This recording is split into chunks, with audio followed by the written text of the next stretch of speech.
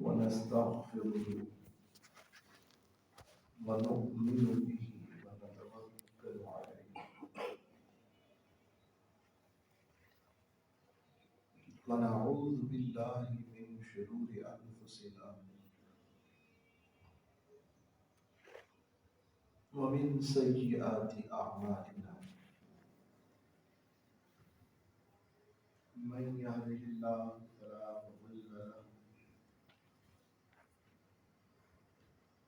ومن يضلل فلا هادي له ونشهد أن لا إله إلا الله وحده لا شريك له ونشهد أن سيدنا ومولانا محمدا عبده ورسوله بالهدى ودين الحق أرسله.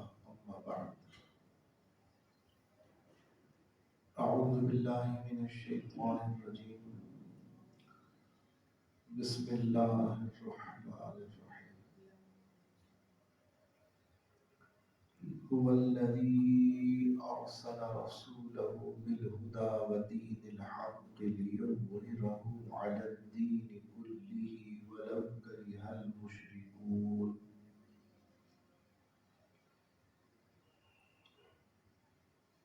يا أيها الذين آمنوا هل أدلكم على تجارة تنجيكم من عذاب أليم تؤمنون بالله ورسوله وتجاهدون في سبيل الله بأموالكم وأنفسكم ذلكم خير لكم إن كنتم تعلمون يغفر لكم ذنوبكم ويدخلكم جنات تجري من تحتها الأنهار ومساكن طيبة في جنات عدن ذلك الفوز العظيم. وأخرى تحبونها نصر من الله وفتح قريب وبشر المؤمنين. صدق الله مولانا العظيم وصدق رسوله النبي الكريم ونحن على ذلك لمن الشاهدين والشاكرين والحمد لله رب العالمين. هو الحبيب الذي ترجى شفاعته لكل هول من الأهوال مقتحم. يا رب بالمصطفى بلغ مقاصدنا واغفر لنا ما مضى يا واسع الكرم. يا رب جمعا طلبنا منك مغفرة وحسن خاتمة يا مبدئ النعم. يا رب صل وسلم دائما أبدا على حبيبك خير الخلق كلهم. لي خمسة أطفي بها حر الوباء الحاطمة المصطفى والمرتضى وابناهما والفاطمة غوث أعظم من قيصر أسامة مدد قبل ایدی مدد کعبہ ایما مدد انتظار کرم تست من عینی را اے خدا جویو خدا بینو خدا نا مدد. معزز و مکرم سامعین محترم، فقیر نے آپ کے سامنے قرآن مجید فرقان حمید کے 28ویں پارے میں سے سورہ صف کی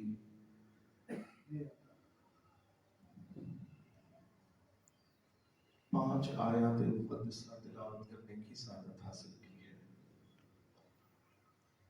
قبل اس کے کہ اس کے تحت کچھ عرض گزارش کی جائے، دعا کریں اللہ تبارک و تعالی مجھے اپنے پیارے حبیب نبی نبی کریم رؤوف الرحیم تاجدار ختم نبوت صلی اللہ علیہ وسلم کے صدقے طفیل حق بیان کرنے کی توفیق عطا فرمائے، اور اللہ تبارک و تعالی ہم سب مسلمانوں کو حق سن کر اسے قبول کرنے اور اس پر عمل کرنے کی توفیق عطا فرمائے، آمین بجاہ النبی الامین صلی اللہ علیہ وسلم۔ گفتگو سے قبل ذکر اور اپنی بابرکت بنانے کے لیے، محفل کو، مجلس کو مہکانے کے لیے ایک بار عقیدت و محبت سے درود پاک کا نذرانہ پیش فرمائے۔ محمد صلاة والسلام علیہ یا سیدی یا خاتم النبی۔ سب سے پہلے ہم آیات کا ترجمہ سماعت کرتے ہیں تاکہ ہمیں اللہ کا پیغام ہمارے کانوں تک پہنچ جائے۔ ارشاد باری تعالیٰ ہوا هو الذی ارسل رسولہ بالہدی ودین الحق، وہی ہے جس نے اپنے رسول کو ہدایت اور سچے دین کے ساتھ بھیجا، لِیُظْہِرَهُ عَلَى الدِّینِ کُلِّهِ، تاکہ وہ رسول اس دین کو سب دینوں پر غالب کر دے، وَلَوْ کَرِہَ الْمُشْرِکُونَ، اگرچہ کہ مشرک برا مانے۔ یا ایھا الذین آمنوا، اے ایمان والو، هل ادلکم علی تجارۃ تنجیکم من عذاب الیم، کیا میں وہ تجارت تمہیں بتاؤں جو تمہیں دردناک عذاب سے بچا لے۔ اللہ فرما رہا ہے، ایک ایک لفظ بڑا قابل غور ہے۔ ایک تو اس طرح سے سنیں اس بات کو کہ گویا اللہ کا فرمان آپ تک پہنچ رہا ہے، وہ رب آپ سے کہا یا ایھا الذین آمنوا کہہ کے اس نے ہمیں اعزاز دے دیا۔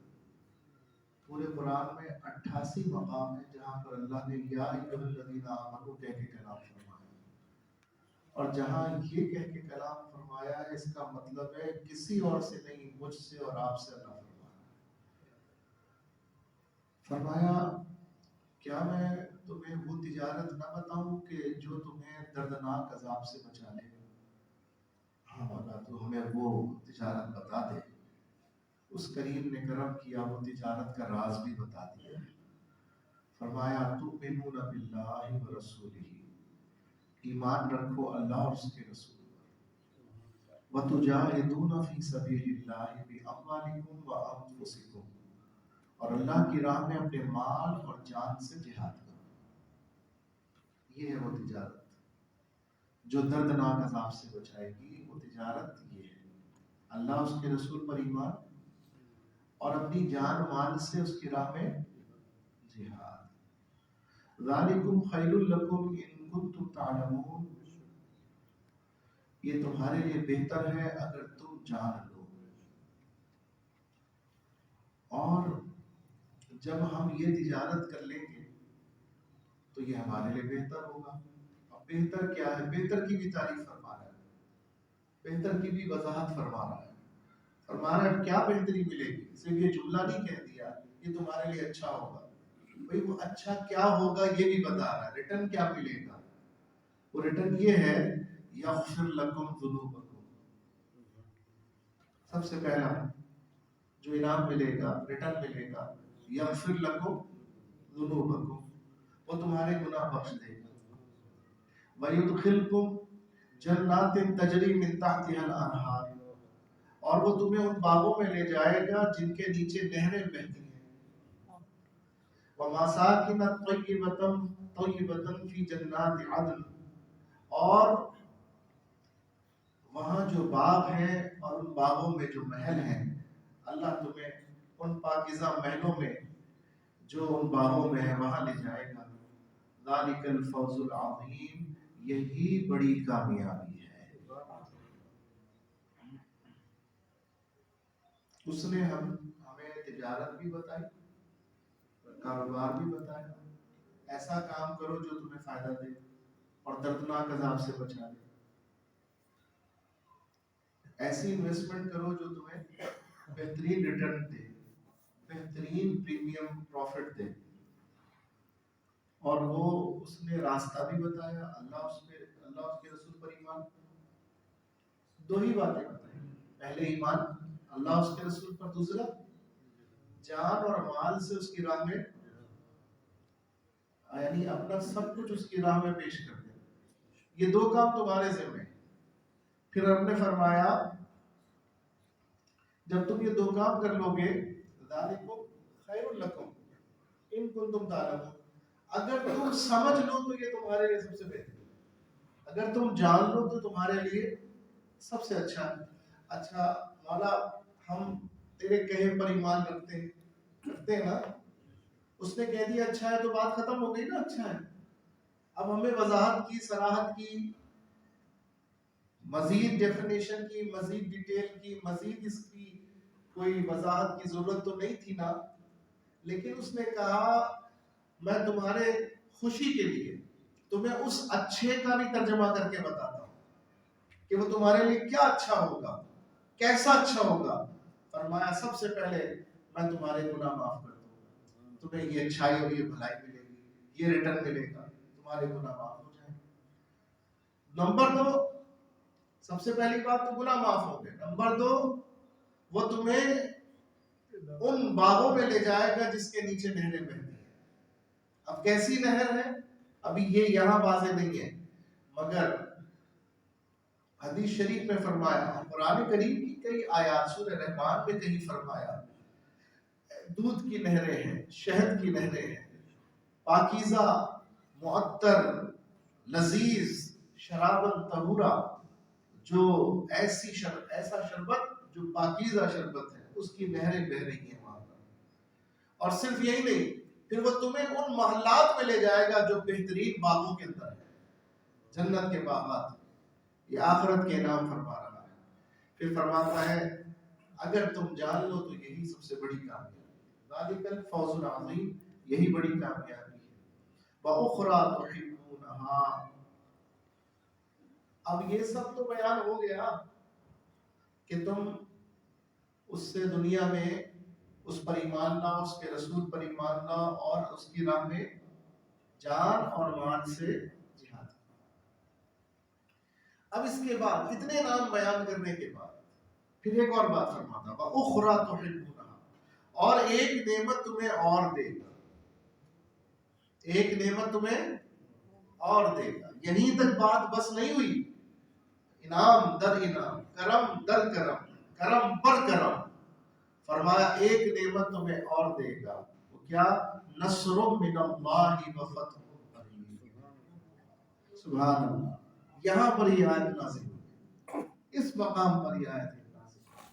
آپ ترتیب دیکھیں قرآن کی، فرمایا نصر من اللہ وفتح قریب، جو تمہیں پیاری ہے وہ نعمت دے گا اللہ، وہ نعمت اللہ دے گا۔ ایک اور نعمت جو تمہیں پیاری ہے، اور وہ کیا پیاری ہے؟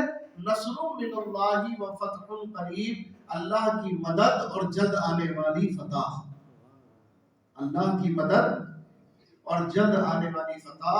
وبشر المؤمنین، اور اے محبوب مسلمانوں کو اس کی خوشی سنا دو، مسلمانوں کو اس کی خوشی سنا دو۔ یہاں تک کلام ہے اللہ تبارک و تعالیٰ کی قرآن میں بندوں سے دنیا کے اندر کامیابی کا جو راستہ ہے اس کے مطابق۔ یہ جو آیت مقدسہ ہے قرآن میں، هو الذی ارسل رسولہ بالہدی ودین الحق لیظہرہ علی الدین کلہ، اس آیت مقدسہ کا اتنا جزو، کہیں اس سے آگے ولو کرہ الکافرون ہے اور کہیں ولو کرہ المشرکون ہے، کہ وہی ہے جس نے اپنے رسول کو ہدایت اور دین کے ساتھ بھیجا ہے، سچے دین کے ساتھ، تاکہ وہ اللہ کا دین سب پر غالب کر دے، چاہے کافروں کو اچھا لگے یا نہ لگے۔ کہیں کافروں کا تذکرہ، کہیں مشرکوں کا تذکرہ، چاہے مشرکوں کو اچھا لگے یا نہ لگے۔ حضرت شاہ ولی اللہ محدث دہلوی رحمۃ اللہ علیہ آپ فرماتے ہیں کہ اس آیت، یہ قرآن میں 3 جگہ یہ آیت نازل ہوئی ہے۔ قرآن کریم میں یہی آیت هو الذی ارسل رسولہ بالہدی ودین الحق لیظہرہ علی الدین کلہ، یہ مضمون 3 مقام پر قرآن میں، سورہ فتح میں بھی ہے، سورہ صف میں بھی ہے، ایک اور مقام پر بھی بیان ہوا۔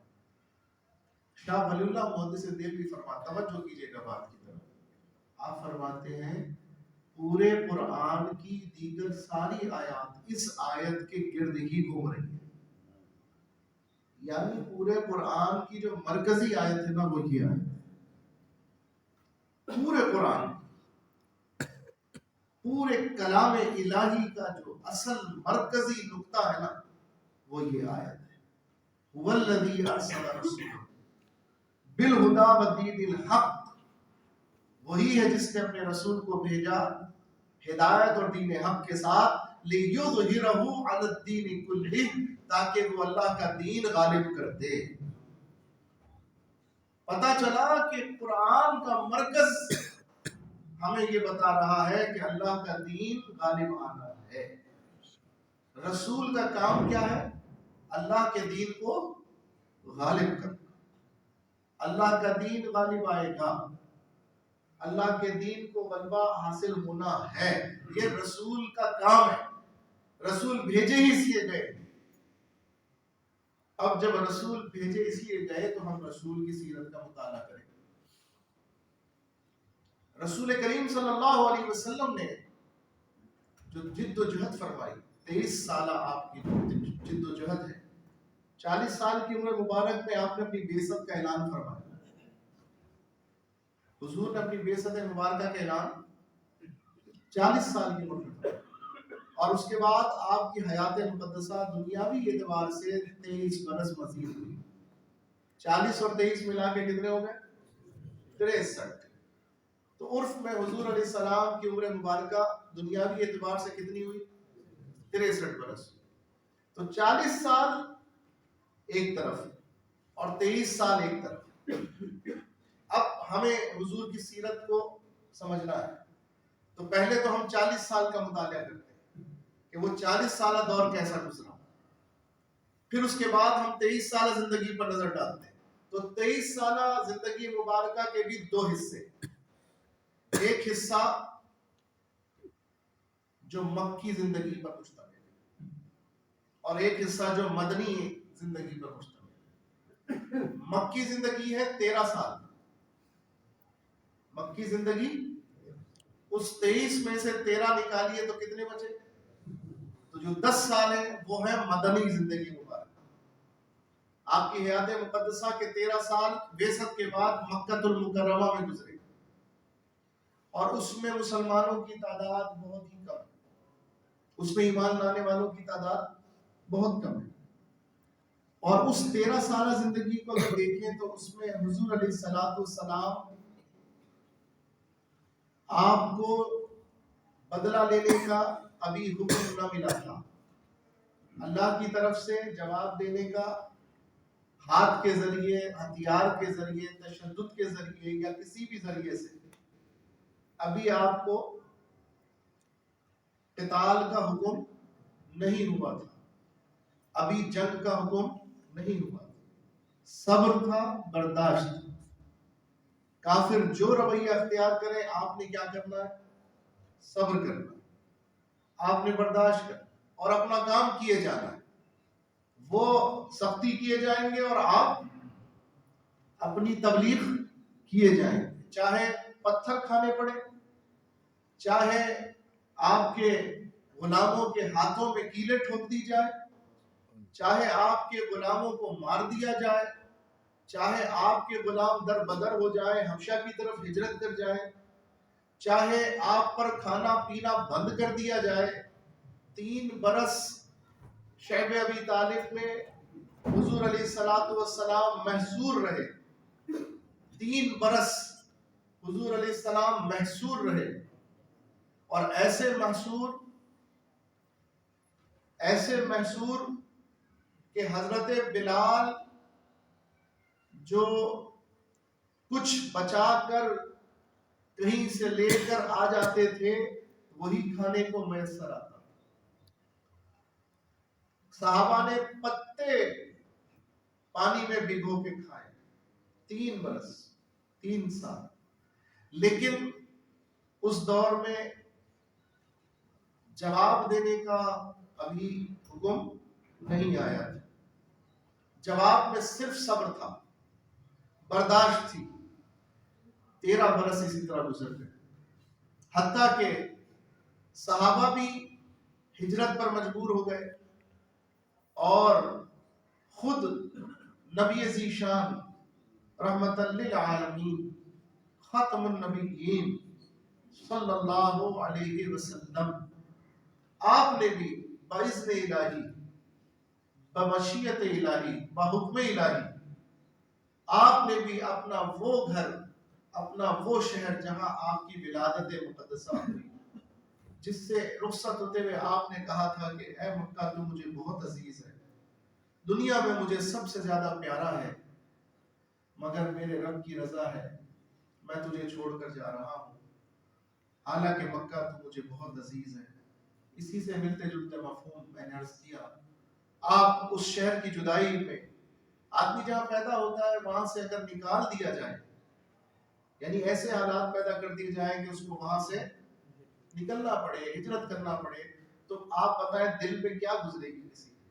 اور پھر وہ دل جو دنیا کا سب سے نرم دل تھا، وہ دل جو سب سے حساس دل ہے، جو کائنات کا سب سے پیارا دل، جس دل کی برکت سے ہی سارے دلوں کے اندر محبت پیدا ہے، جس دل کی برکت سے اللہ نے سارے دل بنائے ہیں، وہ اتنا حساس دل، وہ اتنا نازک دل، وہ اتنا لطیف دل، کتنا کبیدگی ہوگی، کتنی غمزدگی ہوگی، کتنی تکلیف ہوگی اس دل کے اندر، کتنا کرب ہوگا، لیکن حضور علیہ السلام نے اللہ کی راہ میں سب کچھ پیش کرنے کے لیے، رب نے فرمایا نا کہ تمہارے لیے میں بتا دوں کامیابی کا راستہ کون سا ہے، ابھی بتایا نا ہم نے پڑھ کر، رب نے فرمایا کہ میں تمہیں وہ تجارت بتا دوں جو تمہیں کامیابی تک پہنچا دے، تمہیں دردناک عذاب سے بچا لے، ہاں مولا تو بتا دے ہمیں، تو رب نے فرمایا وہ راستہ ہے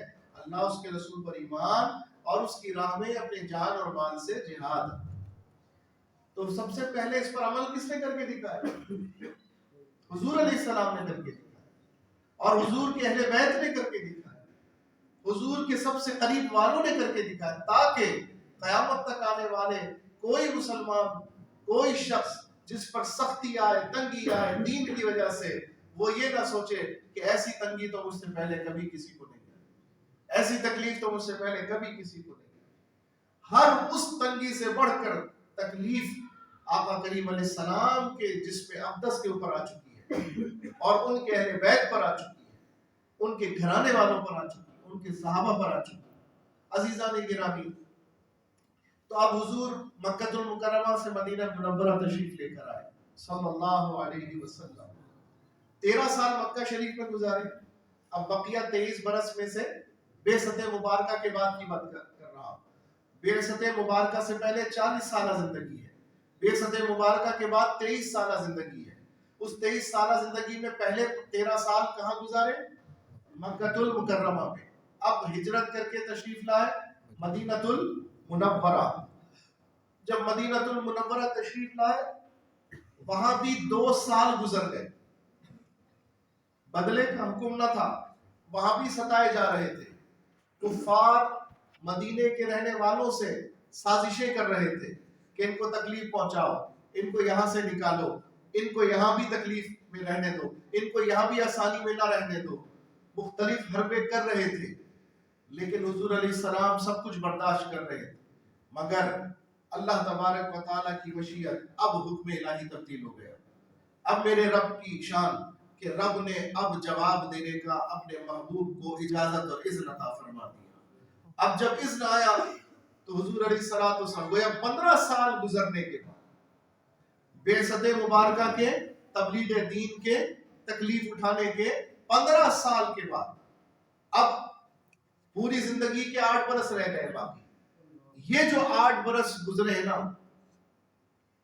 اور آخری سال کو ملا کے 9واں سال کہا جاتا ہے، یہ جو 8 برس گزرے ہیں یہ حضور کی جہادی زندگی ہے، یہ حضور کی سیرت کا جہادی باب ہے۔ یہ 8 برس حضور علیہ السلام کی حیات مقدسہ میں 74 جنگیں لڑی گئی۔ کتنی؟ 74 جنگ، 27 جنگوں میں سرکار علیہ السلام بنفس نفیس تشریف فرما، 27 جنگوں، حضور علیہ السلام کے پاس 8 تلواریں تھیں. یہ عزب کا نام سنتے ہیں نا، ضرب عزب، ضرب عزب، یہ عزب حضور کی تلوار کا نام ہے صلی اللہ علیہ وسلم. میرے آقا کی تلوار میں سے ایک تلوار عزب. انشاءاللہ اللہ نے موقع دیا حضور علیہ السلام کی تلواروں کی تاریخ بتاؤں گا میں آپ کو، اور حضور کی تلواروں کی برکت بتاؤں گا، شان بتاؤں گا انشاءاللہ تعالی. تو ایک تلوار تو وہ جس کے نام سے آج کل آپ سنتے ہیں کہ جو آپریشن جاری تھا گورنمنٹ کا، حکومت کا، فوج کا دہشت گردوں کے خلاف، ضرب عزب. ضرب عزب، یہ عزب حضور کی تلوار مبارک کا نام ہے. حضور علیہ السلام کے پاس کم سے کم 8 تلواریں تو موجود تھیں. حضور علیہ السلام نے 8 برس جہاد فرمایا، اور جہاد میں نے بتایا کہ کتنی جنگیں لڑی گئی، 74 جنگیں. یہ ہمیں اپنے نا ٹپس پر یاد ہونی چاہیے باتیں. میں نے کس طرح سے آسان کر کے سیرت مبارکہ کو آپ کے سامنے تقسیم کر کے پیش کیا تاکہ آپ ان کی سیرت کو اس طرح سمجھ لیں. اب یہ جو 8 سالہ دور ہے جس میں جہاد کا حکم ہوا، سب سے پہلا معرکہ بدر ہے. سب سے پہلا معرکہ بدر ہے جو ہجرت کے دوسرے سال پیش آیا. رمضان المبارک کا مہینہ 17 رمضان. حضور علیہ السلام ہجرت کے دوسرے سال پہلا معرکہ پیش آیا، اور اس معرکے میں صحابہ کرام نے اپنا سب کچھ پیش کر دیا اور اس آیت پر عمل کر کے دکھا دیا کہ اللہ اس کے رسول پر ایمان لاؤ اور اللہ کی راہ میں اپنی جان اور اپنے مال سے جہاد. یہ کامیابی کا راستہ ہے. گویا بتانے کا مقصد یہ ہے کہ اس پوری سیرت مبارکہ سے ہمیں قرآن کی اسی آیت کی تشریح نظر آتی ہے. حضور آئے ہیں دین کو پھیلانے کے لیے. حضور دنیا میں تشریف لائے ہیں غلبہ دین کے لیے. حضور کی بعثت کا مقصد اللہ فرما رہا ہے والذی ارسل رسولہ بالہدی ودین الحق. کس لیے؟ لیظہرہ علی الدین کلہ، تاکہ یہ اللہ کے دین کو ساری دنیا پر غالب فرما دے. یہ اسلام کو پوری دنیا پر غالب فرما دے. حضور علیہ السلام کی بعثت کے مقاصد میں سب سے پہلا اور سب سے بنیادی مقصد جو ہے وہ کیا ہے؟ اللہ کے دین کو غالب فرما دے. اللہ کے دین کو غالب فرما دے. حضور علیہ السلام کی اس بعثت مبارکہ کو 2 حصوں میں تقسیم کیا جاتا ہے. ایک ہے اس کا مقصد عمومی، بعثت عمومی، اور ایک ہے اس کی بعثت خصوصی. یعنی اب سنو بات، اب ہمارے مقصد کی بات آ رہی ہے. پچھلی دفعہ بھی آپ کو اجمالی طور پر بتایا تھا، آج بھی کوشش کرتا ہوں، آئندہ بھی سمجھاؤں گا کہ میرے اور آپ کے کلمے کی اصل تقاضا کیا ہے. میں اور آپ جو کلمہ پڑھ کے مسلمان ہوئے، اس اسلام، اس شہادت، اس کلمہ شہادت ادا کرنے کی ہمیں قیمت دینی ہوگی. ہمیں اس کا حق ادا کرنا ہوگا. اور وہ کیا حق ہے؟ اقبال نے تو بہت پہلے کہا تھا، یہ شہادت گہے الفت میں قدم رکھنا ہے. کون سی شہادت؟ قتل والی شہادت نہیں. اشہد ان لا الہ الا اللہ وحدہ لا شریک لہ واشہد ان سیدنا محمد عبدہ ورسولہ. یہ شہادت، میں نے شہادت دی نا، اشہد ان لا الہ، میں شہادت دیتا ہوں، میں گواہی دیتا ہوں کہ بے شک اللہ کے سوا کوئی عبادت کے لائق نہیں، وہ وحدہ لا شریک ہے. اور میں گواہی دیتا ہوں، اشہد ان، میں گواہی دیتا ہوں کہ محمدن صلی اللہ علیہ وسلم عبدہ ورسولہ، اس کے بندے بھی ہیں اور اس کے رسول ہیں. نہ میں انہیں رب کہتا ہوں، نہ میں انہیں خدا کہتا ہوں، نہ میں انہیں خدا جیسا کہتا ہوں، نہ میں انہیں خدا کا یوں کہیے کہ کوئی ایسا مانتا ہوں جیسا کافر مانتے. نہیں، میں انہیں اللہ کا بندہ مانتا ہوں. میں انہیں اللہ کا سب سے پہلے بندہ مانتا ہوں، اور اس کے بعد بندوں میں اللہ نے انہیں رسالت کا تاج عطا فرمایا ہے. میں انہیں صاحب رسالت سمجھتا ہوں، اور پھر مزید تشریحات میں انہیں خاتم النبیین مانتا ہوں. یہ شہادت اقبال نے کہا، یہ شہادت گہے الفت میں قدم رکھنا ہے. گاہ کہتے ہیں گڑھے کو، یہ گاہ کہتے ہیں راستے کو، گاہ کہتے ہیں طریق کو. کہا یہ شہادت گہے الفت میں قدم رکھنا ہے. جس نے یہ شہادت دی نا اشہد ان لا الہ الا اللہ، وہ گویا کہ راہ محبت میں قدم رکھ دیتا ہے، راہ عشق میں قدم رکھ دیتا ہے، راہ ایمان میں قدم رکھ دیتا ہے. لیکن کیا یہ آسان ہے اس پر چلنا؟ اس پر چلنا آسان ہے؟ اقبال کہتے ہیں اتنا مشکل ہے تم کیا جانو. لوگ آسان سمجھتے ہیں مسلمان ہونا، لوگ آسان سمجھتے ہیں مسلمان ہونا. پھر ایک اور مقام پر اقبال اس بات کی بھی تشریح کر کے بتاتے ہیں، کہتے ہیں زبان سے کہہ بھی دیا لا الہ تو کیا حاصل، دل و نگاہ مسلمان نہیں تو کچھ بھی نہیں. ہم نے تو صرف زبان سے کہہ دیا، ہم نے تو صرف زبان سے اقرار کر لیا اشہد ان لا الہ الا اللہ واشہد ان محمدا عبدہ ورسولہ. فرماتے ہیں یہ زبان سے شہادت ہے، اصل تو یہ ہے کہ تیری آنکھ بھی کلمے کی شہادت دے، تیرا دل بھی کلمے کی شہادت دے. دل کی گواہی بھی چاہیے، آنکھ کی گواہی بھی چاہیے. پھر آنکھ وہ نہ دیکھے جو دنیا دکھانا چاہتی ہے، پھر آنکھ وہ دیکھے جو تمہارا رب تمہیں دکھانا چاہتا ہے.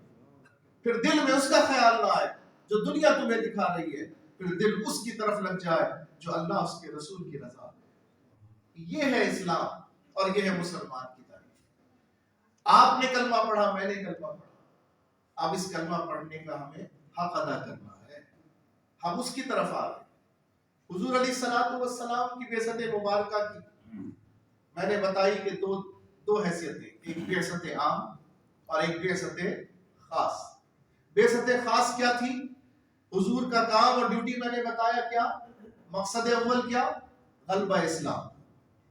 دنیا میں سارے مذاہب پر دین کو غالب کرنا. حضور کی ڈیوٹی، حضور کا فرض، حضور کا کام، اللہ کی طرف سے انتخاب اس کام کے لیے حضور کا کہ حضور دنیا میں آئیں گے اور دنیا میں اللہ کے دین کو غالب کر دیں گے. حضور نے کر کے دکھا دیا. کیسے؟ آپ نے اپنے دور مبارکہ میں جزیرت العرب کے اوپر اللہ کے دین کو نافذ کر دیا. پورا جزیرت العرب، پورا جزیرت العرب جسے عرب کہا جاتا تھا، اس پورے جزیرے پیننسولا جو عرب پیننسولا کہلاتا تھا، اس کے اوپر حضور علیہ الصلوۃ والسلام نے اللہ کے دین کا جھنڈا گاڑ دیا. اور جب دین کا جھنڈا گڑ گیا تو قرآن نے بھی اس کی گواہی دی، اذا جاء نصر اللہ والفتح، جب اللہ کی مدد آ گئی اور اللہ نے کامیابی عطا کر دی. اور پھر لوگوں نے جب دین قبول کرنا شروع کیا تو رب نے فرمایا وَرَأَيْتَ النَّاسَ، اور تم نے دیکھا لوگوں کو دیکھتے ہو، يَدْخُلُونَ فِي دِينِ اللَّهِ أَفْوَاجًا، داخل ہوتے ہیں اللہ کے دین میں فوج در فوج، گروہ در گروہ، حلقہ بحلقہ، کثیر تعداد میں. یعنی بعثت خاص تکمیل تک پہنچ رہی ہے. حضور کی ڈیوٹی کا پہلا حصہ مکمل ہو.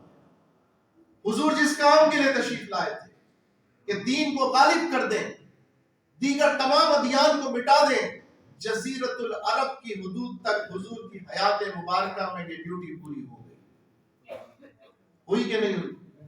قرآن نے گواہی دے دی، اذا جاء نصر اللہ والفتح ورأيت الناس يدخلون في دين الله أفواجا فسبح بحمد ربك واستغفر انه كان توابا.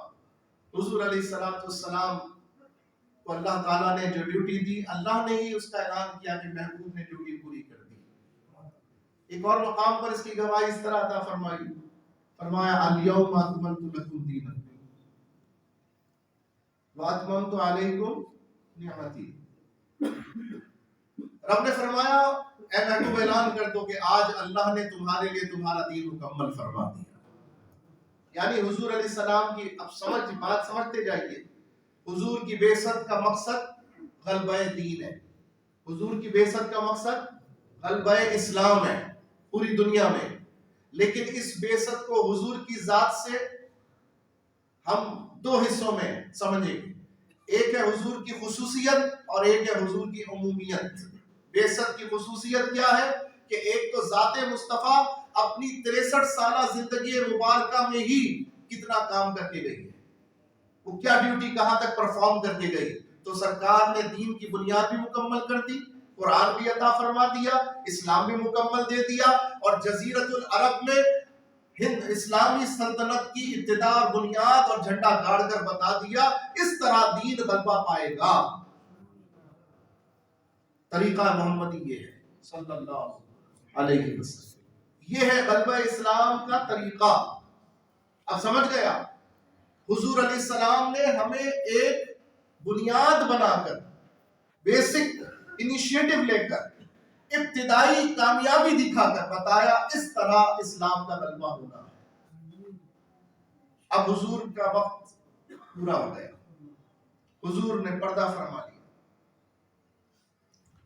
لیکن غلبہ اسلام جو پوری دنیا میں ہونا ہے ابھی وہ تو باقی ہے. جزیرت العرب کی سطح تک تو حضور کے حیات مقدسہ میں ہو گیا، لیکن ابھی پوری دنیا میں اسلام کا غلبہ باقی ہے.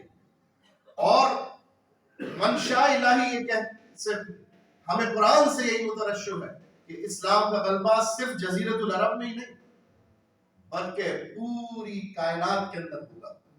ہوگا نا انشاءاللہ؟ یقین ہے آپ کو؟ امید ہے آپ کو؟ حالانکہ حالات تو یہ نہیں، ہم تو امریکہ کے کہنے پر بھی ڈر جاتے ہیں، ہم تو آنکھیں دکھانے پر بھی ڈر جاتے ہیں.